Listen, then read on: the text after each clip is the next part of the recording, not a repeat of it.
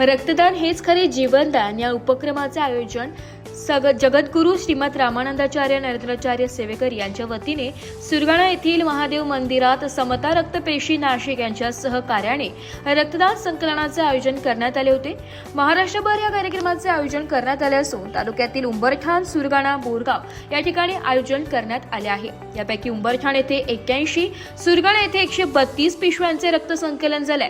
जास्तीत जास्त सेवेकरी रक्तदान शिबिरात रक्तदान करीत आहेत। या कार्यक्रमाचे आयोजन तालुका सेवा अध्यक्ष सुभाष भोये, युवा प्रमुख सोनीराम धुळे, तालुका सचिव चंद्रकांत सहारे, प्रसिद्धी प्रमुख हरिभाऊ ठाकरे, तालुका महिला अध्यक्ष सुनंद चोथवे, सुंदर सांगळे, संग्राम सेना प्रमुख विमल भुसारे, इंदिरा भोये, कृष्ण भोये, गुलाब गांगुर्डे, हिरामन जाधव, निलेश गावित, अशोक गायकवाड यांनी परिश्रम घेतले। यावेळी रक्तदात्यांना रतन चौधरी यांच्या हस्ते प्रमाणपत्र वाटप करण्यात आले। नाशिक लोकशाही न्यूज साठी तालुका प्रतिनिधी रतन चौधरी, सुरगाणा।